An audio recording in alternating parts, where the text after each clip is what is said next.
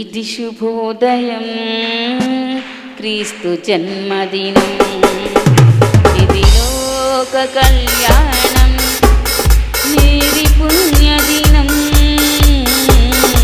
Mary పుణ్యదినం, Mary పుణ్యదినం. ఇది శుభోదయం క్రీస్తు జన్మదినం, ఇది లోక కళ్యాణం మేరీ పుణ్యదినం, మేరీ పుణ్యదినం. రాజులనే లేరారాజు వెలసిన పశువుల పాకలు, పాపుల పాలిట రక్షకుడు నవ్విన తల్లి కౌగిలిలో. రాజులనే లేరారాజు వెలసిన పశువుల పాకలు, పాపుల పాలిట రక్షకుడు నవ్విన తల్లి కౌగిలిలో. భయము లేదు మనకిలలో, జయము జయము జయమహో. భయము లేదు మనకిలలో, జయము జయము జయమహో. ఇది శుభోదయం క్రీస్తు జన్మదినం, ఇది లోక కళ్యాణం మేరీ పుణ్యదినం, మేరీ పుణ్యదినం. పిల్లలు జ్ఞానులు ఆనాడు ప్రళయీరి భయభక్తితో, పిల్లలు పెద్దలు ఈనాడు పూజించిరి ప్రేమ గీతితో. పిల్లలు జ్ఞానులు ఆనాడు ప్రణమిల్లిరి భయభక్తితో, పిల్లలు పెద్దలు ఈనాడు పూజించిరి ప్రేమ గీతితో. జయనాదమై భువిలో ప్రతిధ్వనించే ఆదివిలో, జయనాదమై భువిలో ప్రతిధ్వనించే ఆవిలో. ఇది శుభోదయం క్రీస్తు జన్మదినం, ఇది లోక కళ్యాణం మేరీ పుణ్యదినం, మేరీ పుణ్యదినం.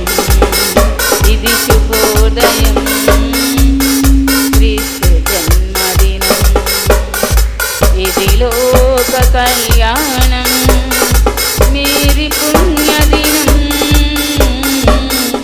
మేరీ పుణ్యదినం, మేరీ పుణ్యదినం. Happy happy Christmas, happy happy Christmas, happy Christmas.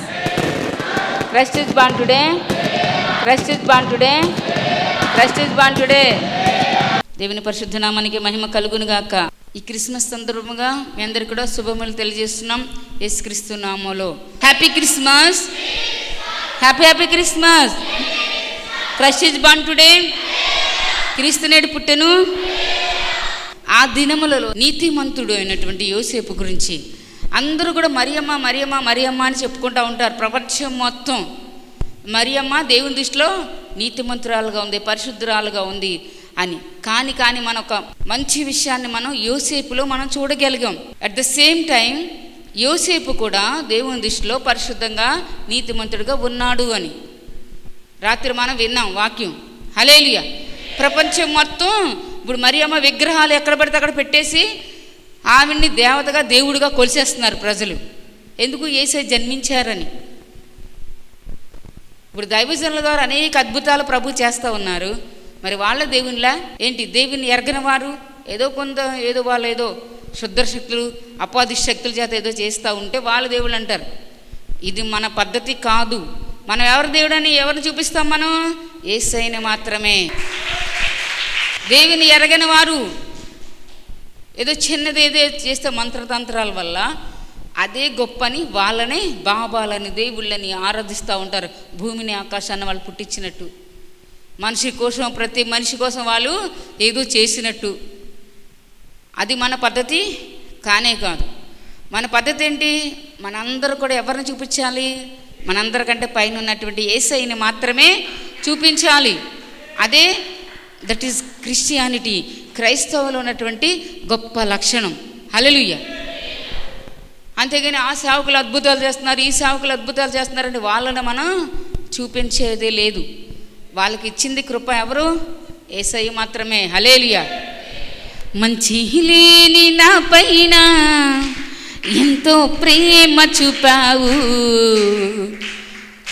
మంచి లేని నా పైన ఎంతో ప్రేమ చూపావు, అది అంతమైన వాడవు, మానవుని రూపమెత్తావు, అది అంతమైన వాడవు, మానవుని రూపమెత్తావు. లేని నా పైన ఎంతో ప్రేమ చూపావు, మంచి లేని నా పైన ఎంతో ప్రేమ చూపావు, అది అంతమైన వాడవు, మానవుని రూపమెత్తావు, అది అంతమైన వాడవు, మానవుని రూపమెత్తావు. పరలోకమును విడిచి దిగి వచ్చినావు భూమికి, పరలోకమును విడిచి దిగి వచ్చినావు భూమికి, ఎంతగా ఎంతగా స్తుతులు పాడినా యేసుని రుణం తీరునా, ఎంతగా స్తుతులు పాడినా యేసుని రుణం తీరునా. లోకాలన్నీ ఏలే రారాజువైన నీవు, సామాన్యుల ఇంట నీ కాళ్ళు పెట్టినావు.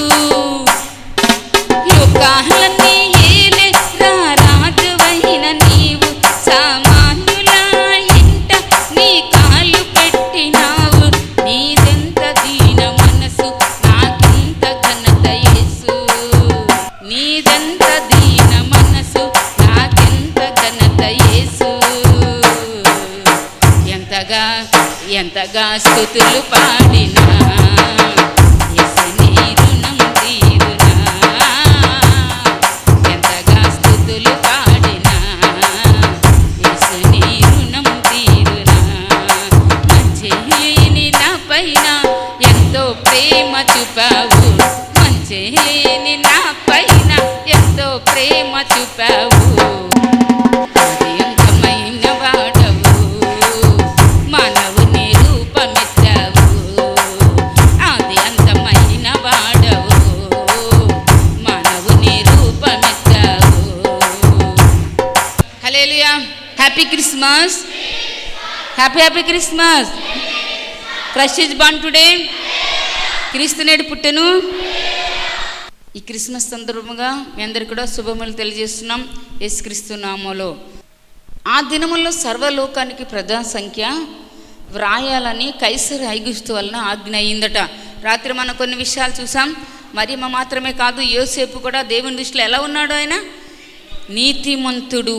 మరియమ్మ నీతిమంతురాలే, యేసు ప్రభు యొక్క తల్లి ఆమె. ఆయన తండ్రి అయినటువంటి యోసేపు కూడా నీతిమంతుడే అని మనం చూడగలిగాం. హల్లెలూయా. మరియమ్మ ఒక్కతి ఈ రోజున నీతిమంతురాలని ప్రపంచం మొత్తం ఆమె విగ్రహాలు పెట్టేసి, బొమ్మలు పెట్టేసి పూజలు చేసేస్తూ ఉన్నారు, అన్యజనులాగా విగ్రహం పెట్టేసి. హల్లెలూయా. మరియమ్మ ఒక్కతి మాత్రమే కాదు, దేవుని దృష్టిలో యోసేపు కూడా నీతిమంతుడుగా ఉన్నాడు కనుకనే వాళ్ళిద్దరినీ జతపరచడం దైవ నిర్ణయం కనుక వారు ఎంగేజ్మెంట్ అయిన తర్వాత వారు ఏకము కాకమునుపు పరిశుద్ధాత్మ వలన ఆమె గర్భవతిగా ఉంది. పరిశుద్ధాత్మ వలన దేవుని చేత నడిపించబడ్డాడు యోసేపు కూడా. రహస్యంగా విడిచిపెట్టాలనుకున్న టైంలో దేవుని దూత స్వప్న ముందు ప్రత్యక్షమయ్యింది. అందరూ ఈ రోజున మరియమ్మను పూజిస్తూ ఉంటారు విగ్రహాలు పెట్టి. యోసేపు విగ్రహం ఎక్కడా పెట్టరు, ఆయన గురించి తెలీదు. మరియమ్మ ఒక్కతే నీతిమంతురాలు అని అనుకుంటారు, విగ్రహాలు పెడతాం. విగ్రహము దేవుని దృష్టిలో అది మంచిది కాదు. విగ్రహారాధన భయంకరమైనటువంటి పాపం దేవుని దృష్టిలో. మన జీవితాల్లో దేవుని నమ్ముకున్న ప్రతి ఒక్కరి జీవితాల్లో కూడా విగ్రహాలు ఉంటున్నాయి ఈ రోజున. ధనము కొంతమందికి విగ్రహం అట, బైబిల్లో ఉంది. కొలస్సీ రాసిన పత్రిక 3వ అధ్యాయం 5 నుండి చదివితే క్రిస్టియన్స్కి, దేవుని బిడ్డలు అనుకున్న వారికి కొన్ని విగ్రహాలు ఉన్నాయండి. ధనము వారికి దేవునికి ఇవ్వాల్సింది ఎవరు? అదే వారికి విగ్రహం. కొలసి 3:5 చదివితే ఇంకా కొన్ని రకాల పాపాలు ఉన్నాయి వారి జీవితాల్లో, విగ్రహాలవి. అయితే ఈ యొక్క మరియమ్మ గర్భవతిగా ఉన్నప్పుడు సర్వలోకానికి ప్రజాసంఖ్య రాయాలని మొట్టమొదటి ప్రజాసంఖ్య అది జనాభా లెక్కలు అంటారే అవి.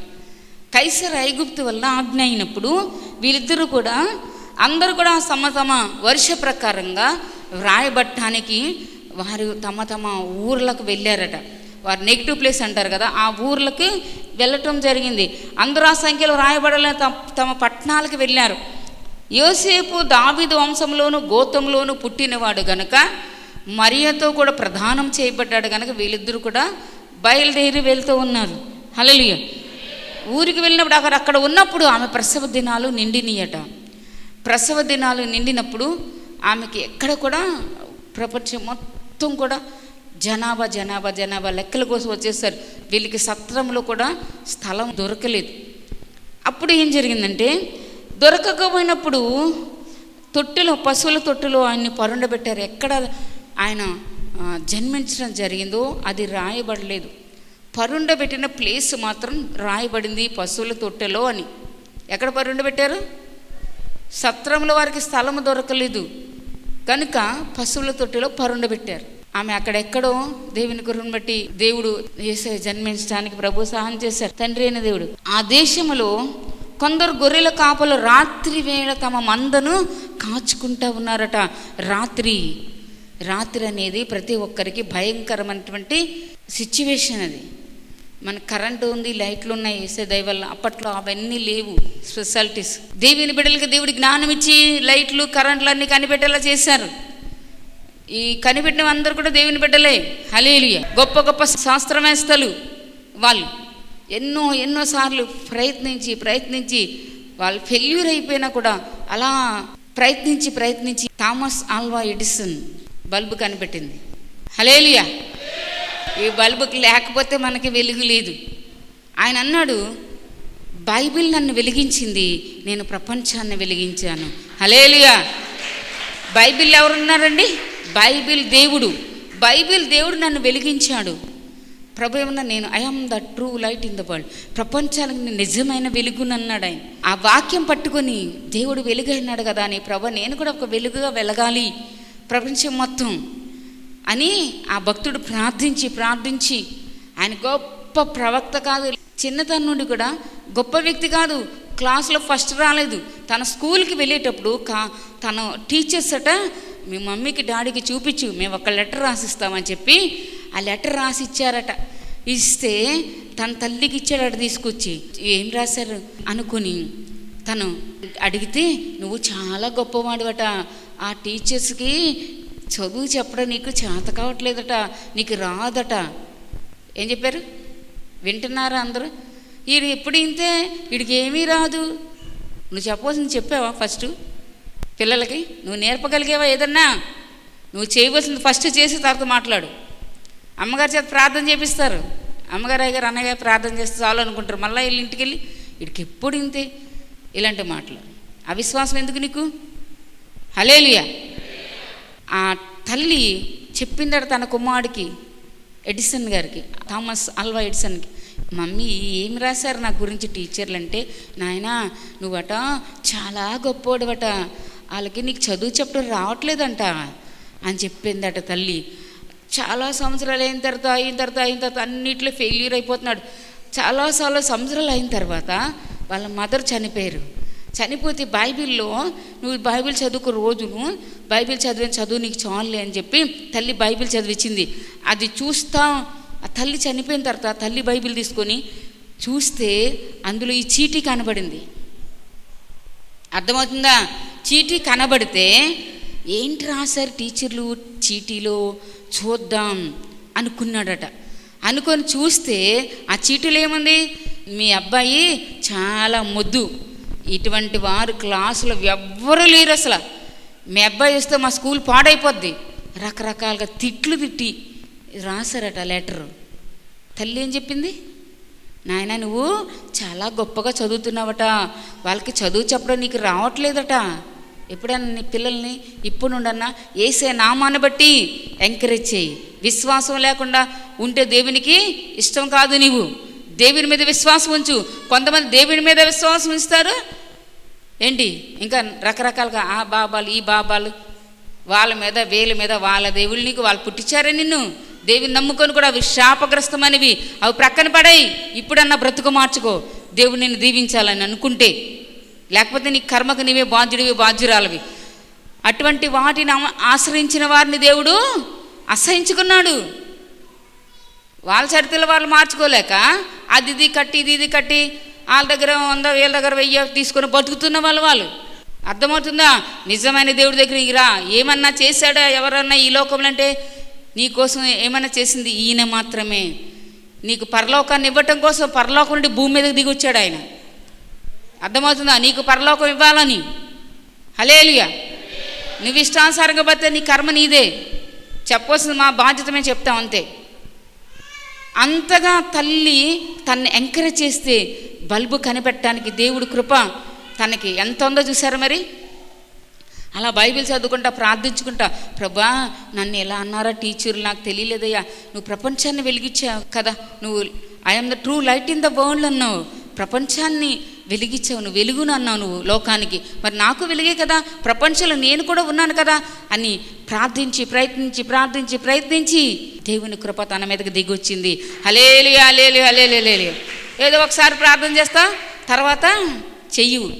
దేవుడు నీ ప్రార్థనని పరీక్షిస్తున్నాడేమో. ఒకవేళ నీ ప్రార్థనకి జవాబు రాకుండా అంత ఇక్కడ కొంచెం ప్రార్థన చేస్తావు, అటు వెళ్తావు ఇటు వెళ్తావు, ఆ మార్గం ఎత్తుక్కుంటా ఈ మార్గం ఎత్తుకుంటా, దేవుని మార్గంలో తిన్నగా నిలబడు ఇప్పుడన్నా. హల్లెలూయా.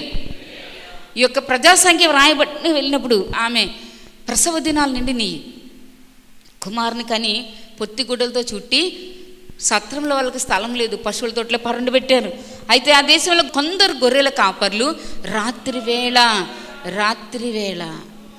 రాత్రి అనేది చీకటి అనేది ప్రతి ఒక్కరి జీవితంలో ఉంటుంది.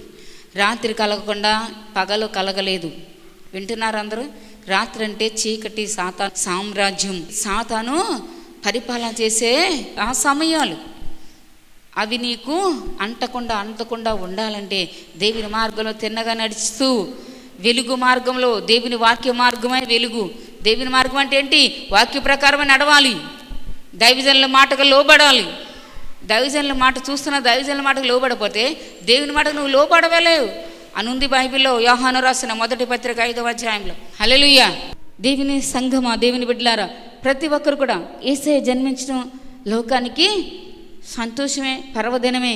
కొంతమంది జన్మించారు కానీ వారు చరిత్రలు పరిశుద్ధ గ్రంథంలో రాయబడలేదు. కొన్ని వేల సంవత్సరాల క్రితం యేసయ్య జన్మను గురించి పరిశుద్ధ గ్రంథంలో రాయబడింది. ఎందుకు? ఆయన దేవుడు గనక. ఆయన జన్మ వలన ప్రపంచ ప్రజలందరికీ కూడా మహా సంతోషం కలిగిందట, మహా ఆనందం కలిగిందట. హల్లెలూయా.